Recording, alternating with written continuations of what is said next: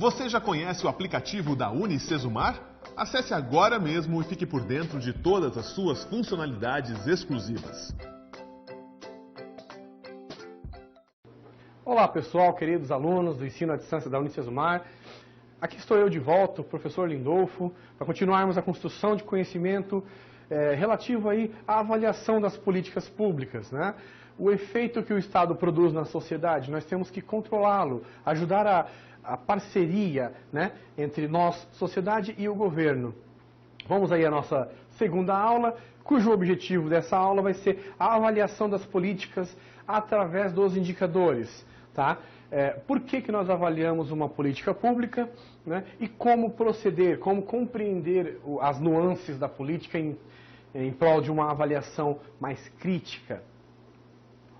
Os tópicos da nossa aula estão aqui. Por que avaliar uma política pública? Quais são os motivos macro? Eu chamo de motivos macro. O aumento da necessidade de intervenção do Estado, conforme vai passando o tempo, vai tendo mais problemas. A tecnologia, ela apresenta soluções, mas ela também apresenta uma externalidade negativa em alguns casos, lixo eletrônico, etc. O Estado precisa intervir nisso, que antes não existia, ok? O volume de recursos cada vez menor? Bom, recursos, quando a gente fala de recursos, existem diversos. Financeiro é o que é mais finito na maioria dos casos. E como vocês sabem, recentemente o governo tem tido esse problema de recursos, né, financeiros, então é um tema a se discutir. E o terceiro que eu considero importante, a sociedade está cada vez mais sentindo que deve intervir no processo. Nós vamos apresentar aqui, eu vou apresentar a vocês um vídeo sobre uma questão extremamente interessante, que é o controle do cidadão, né? O cidadão tem que estar a par dessas questões para poder direcionar o seu representante, né? Vamos falar rapidamente sobre os indicadores e de quais formas podemos avaliar as políticas públicas, ok? Responda, né? Vamos fazer aí uma avaliação. Você é beneficiado por uma política pública? Tal política realmente atende o objetivo proposto? Se você é o público-alvo de uma política pública, as ações que essa política conduz, elas estão resolvendo o que elas propõem? Sim ou não? Essa é uma abordagem que a gente começa a fazer, né? A abordagem, a forma com que a política pública escolhe tratar o problema é a forma adequada, né? Vamos pensar aqui num exemplo engraçado. Vamos fornecer leite a uma população carente, mas essa população carente é rural e eles todos têm vacas leiteiras. Eu vou dar leite para quem já produz seu próprio leite? Faz sentido? Se a política pública não for bem formalizada, ela pode fazer isso. Essa política pública aparentemente resolve o problema, mas por algum motivo ela está resolvendo o problema usando muito recurso sem necessidade. Essa é uma outra forma de ver a situação. Se você, meu caro aluno, se você, meu caro gestor, faz essas avaliações, você já começa a enxergar a política pública com outros olhos, tá? Quais são os principais motivos para se avaliar uma política pública? O aumento da população a ser atendida? Sim, existem momentos onde, por exemplo, o volume de, eu estou falando só de mulheres grávidas. Tá? Eu não sei se vocês sabem, mas eu vou ser papai ano que vem, então eu estou pensando nisso o tempo todo. O aumento de mulheres grávidas, em estado interessante. Se ele for extremo, um aumento que de um dia para o outro, de um mês para o outro, 30%, 20%, 40%, é necessário reavaliar uma política pública, porque provavelmente os recursos não serão suficientes, né? A necessidade de inclusão de novos grupos, né? Uma política pública social que atende uma certa parte da população, de repente a própria sociedade fala assim, olha, mas nós somos aqui de um outro grupo social que não estamos sendo atendidos, embora a nossa situação seja aí muito semelhante, nós precisamos estar dentro dessa política pública, tá? Então, vamos avaliar novas formas de abordagem a problemas conhecidos. Para o pessoal de gestão pública, é importante que a gente lembre-se de que há um processo de melhoria na gestão pública em geral. E esse processo de melhoria vai começar a trazer da iniciativa privada facetas de gestão interessantes que vão começar a mudar processos. E isso te faz o quê? Te promove ferramentas diferentes para tratar de processos que já existem. Então você pega esse ferramental novo, essa tecnologia nova, e vai aplicar nas políticas públicas para otimizar essas políticas, né? O momento econômico exige economia de recursos? Sempre, mas o momento atual é um pouquinho mais severo, né? A transparência, né? Nós sempre buscamos lá os portais de transparência para enxergar ali de forma mais palpável o que os nossos representantes estão fazendo com os recursos, né? O acesso maior aos dados de transparência vai fazer com que você da sociedade aí questione, olha, aquela política pública ali está usando 5, 20 bilhões de reais todo ano, mas nós não estamos vendo o efeito disso, né? A necessidade da política englobar diferentes externalidades, ok? Né? A política pública precisa, às vezes, avaliar-se, né? Precisa ser avaliada se ela precisa englobar novas facetas daquele problema, ok? Entrou um governo diferente, o próprio governo vai avaliar as políticas, principalmente aquelas que demandam muitos recursos. O aumento da necessidade da intervenção do Estado. A gente vai fazer um bate-bola sobre essa faceta agora. Baseado nos indicadores e nas demandas da população, o Estado, né, aquela instituição jurídica estabelecida e baseada na Constituição, ela vai julgar a necessidade de outras políticas, né, de políticas que tratem de uma forma específica das externalidades, dos problemas que a sociedade enfrenta. E que o setor privado, não avança nessa área, né? As externalidades se originam da atividade de venda de mercadorias e serviços. Os avanços tecnológicos, os novos produtos e serviços geram, né, todos esses fatores geram as novas externalidades. Hoje, por exemplo, temos políticas públicas para lidar com o lixo eletrônico. Nós não podemos jogar uma bateria no lixo orgânico da cozinha de casa, não podemos. O computador está obsoleto ou não funciona mais, nós não podemos descartá-lo no lixo comum, né? As mudanças de mercado. Nós sabemos aí que a externalidade vem basicamente da ação do mercado na sociedade. E conforme os anos vão passando, o mercado vai mudando. Temos, por exemplo, hoje um mercado gigantesco de telefones, de smartphones. O telefone que faz tudo, até fazer ligação ele faz. Mas olha, essa complexidade toda gera o quê? Né? Gera inúmeros fatores diferentes, gera a necessidade da população em buscar ter esse aparelho. Então o governo tem ali algumas coisas bacanas. Eles têm uma redução de impostos para quem produz celulares a preços populares. Isso é bacana. Dá acesso, dá a acessibilidade às pessoas às tecnologias, né? Então essa é a parte do Estado no processo. Bom, sobre o volume de recursos cada vez menor, não tem segredo. Nós temos que otimizar as políticas públicas e enxergar se a política pública usou a alternativa de menor custo possível, né? Assim como as empresas privadas, a máquina pública possui recursos finitos, tá? Que oriundos dos nossos impostos. Dentre esses, o mais restrito é o financeiro, é o recurso, é o dinheiro que a política, que é o governo, o Estado tem para tocar as suas políticas públicas.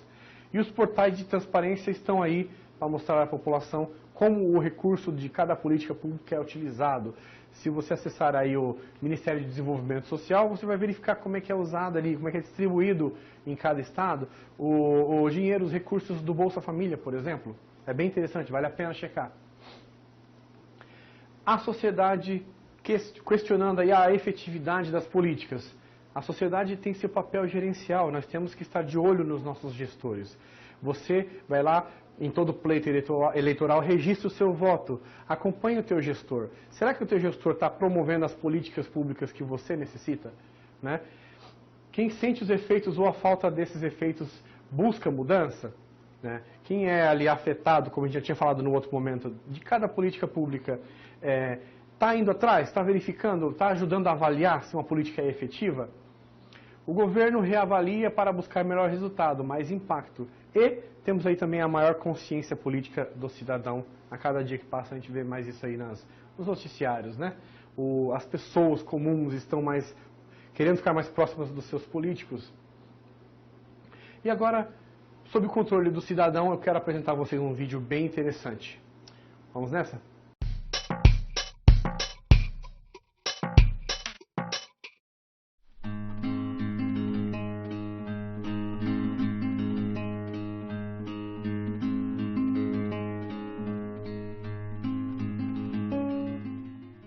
Controle social é o exercício de democratização da gestão pública que permite à sociedade organizada e aos cidadãos intervir nas políticas públicas, interagindo com o Estado para a definição de prioridades e para a elaboração dos planos de ação dos municípios, estados e governo federal.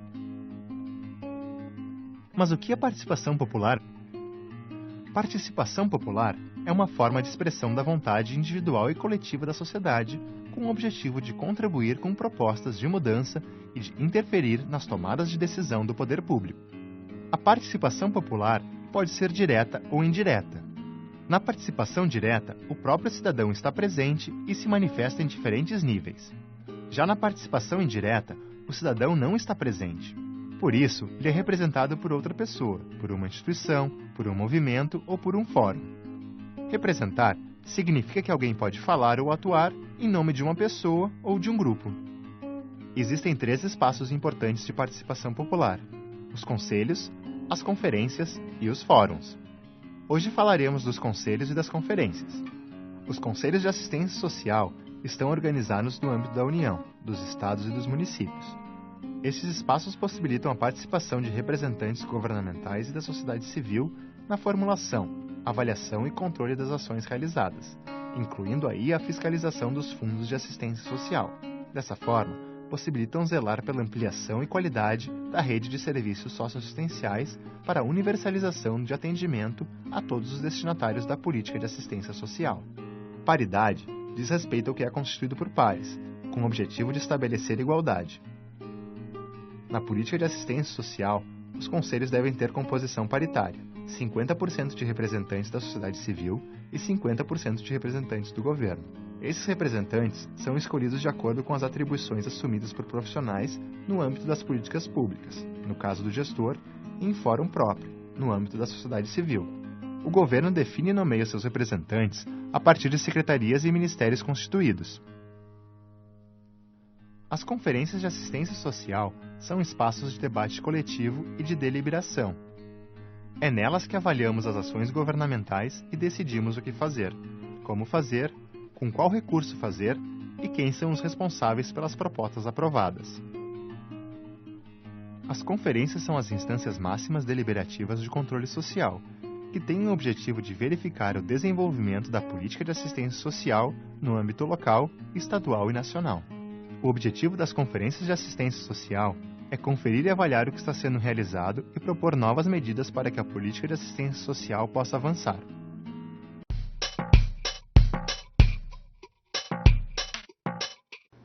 O que você achou desse vídeo, hein? Eu gosto bastante desse vídeo, ele mostra uma faceta, uma coisa muito importante, que é o controle do cidadão.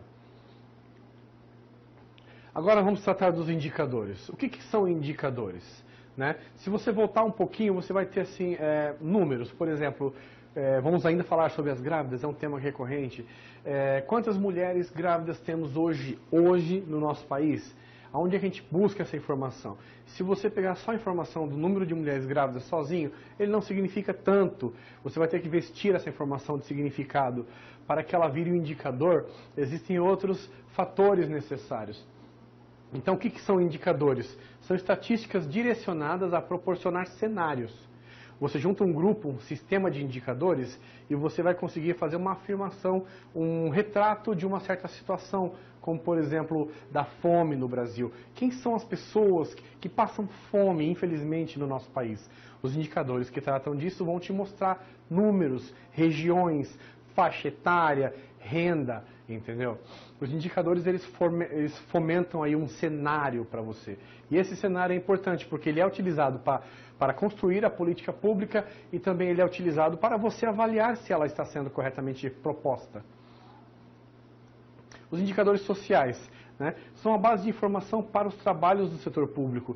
Eles fornecem nuances da realidade social. Além de monitorar essas condições, o indicador está sempre sendo trabalhado, pessoal. Então, durante o processo de implementação quando a política pública está sendo usada, né, está sendo efetiva, os indicadores são reavaliados para mostrar os efeitos da tua política naquela população.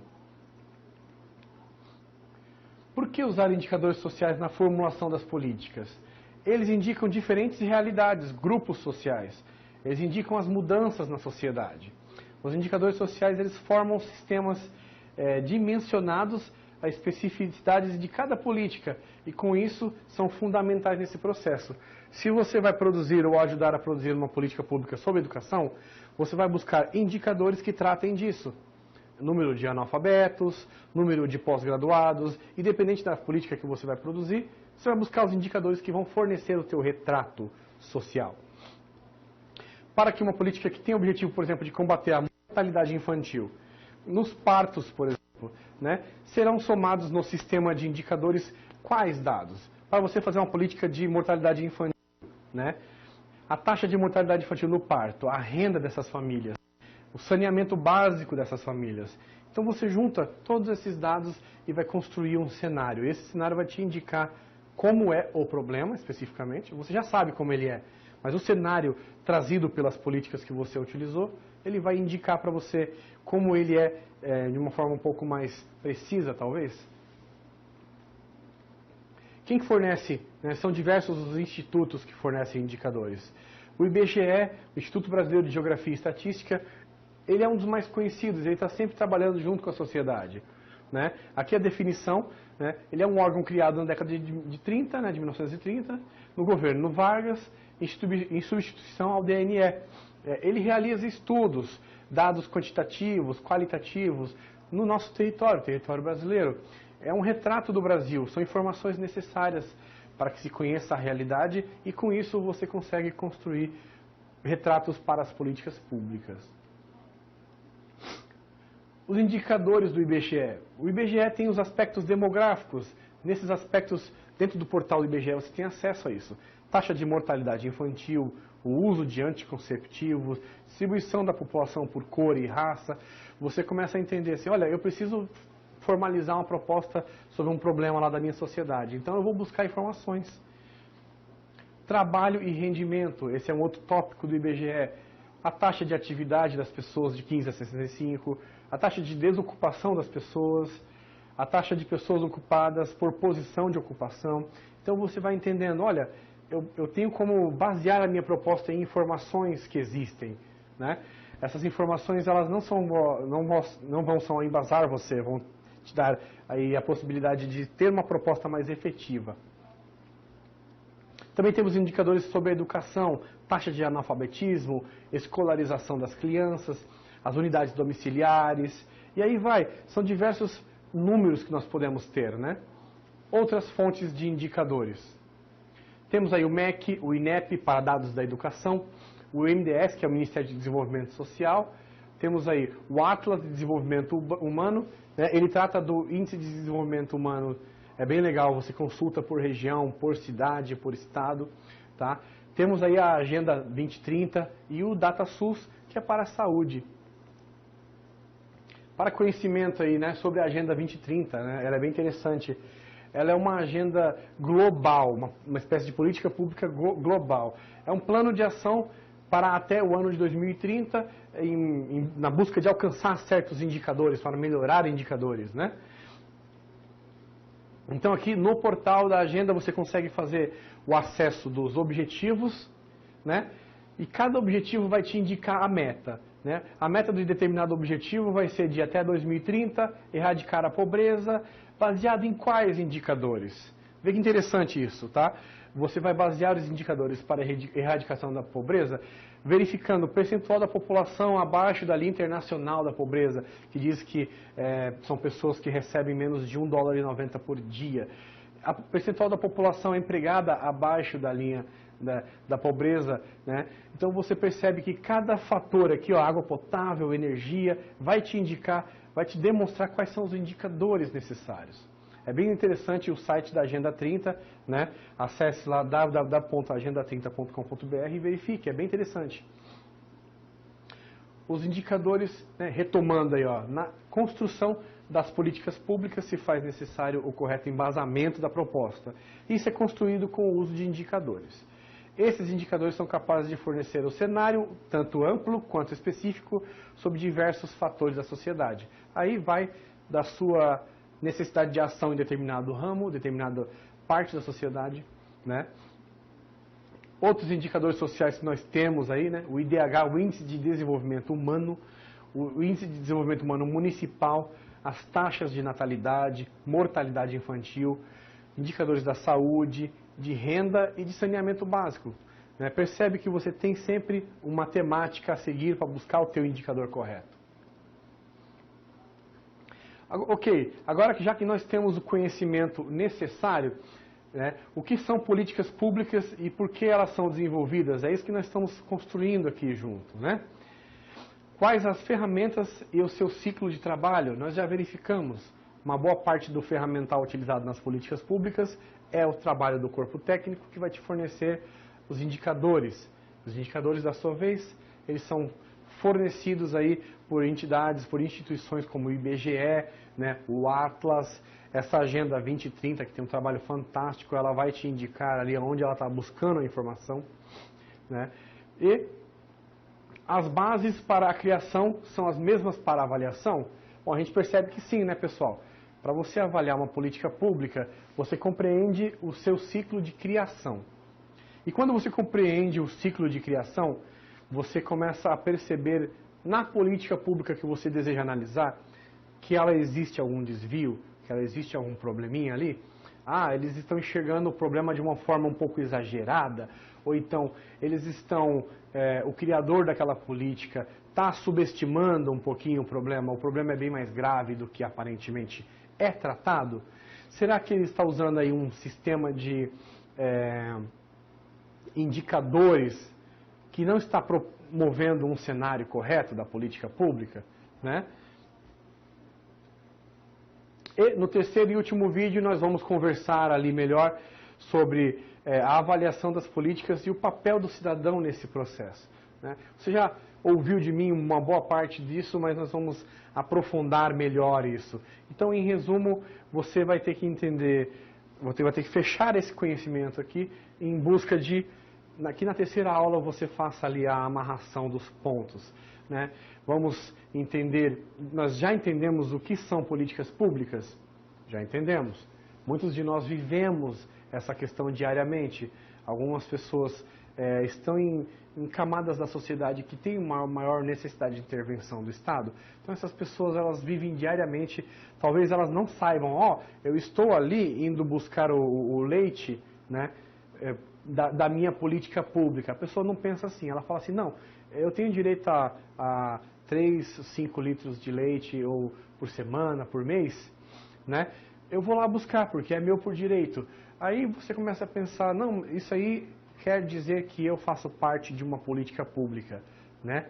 O leite é importante, é um alimento importantíssimo aí nos primeiros anos, né, da nossa vida, embora eu hoje ainda, depois de grande, tomo leite que nem um cabrito, mas tudo bem. E o governo, então, ele se propõe a fornecer isso para que a pessoa ali não precisa comprar. Então, o dinheirinho ali que ele ia comprar o leite sobra para que compre outras coisas que também são importantes. Ela faz parte de uma política pública, talvez não se dê conta. Aí, pensamos assim, a pessoa que recebe aquele leite do governo, né? Ela está... o problema que esse leite visa tratar, ele está tratando? Provavelmente sim. Quem recebe o leite vai ali fazer um alimento, vai fazer um bolo, vai fazer um achocolatado para a criança. Fantástico, resolve o problema. Mas e se essa pessoa recebe algum outro auxílio do governo e esse auxílio do governo não está sendo efetivo? Essa pessoa, por mais simples que ela possa ser, também pode avaliar a política pública. Esse é o importante, é que você, cidadão, você gestor público ou você administrador, você profissional do marketing, independente da sua área, você é um membro da sociedade. Você pode ajudar essa pessoa a falar para ela assim, olha, o que o governo está te oferecendo é bacana, é ótimo, mas poderia ser melhor. Será que isso acontece? Será que você estende o teu braço ali, o teu senso crítico ao teu vizinho, por exemplo? Né? Verifica isso, olha ao teu redor. Existem aí muitas formas de enxergar a efetividade de uma política pública. Você volta aos indicadores para isso, tá? Então, no nosso próximo momento, ali no terceiro e último vídeo, eu vou conversar com vocês sobre essa questão, né? A avaliação das políticas públicas e o papel do cidadão nesse processo. Ok, pessoal? A gente se vê lá, hein?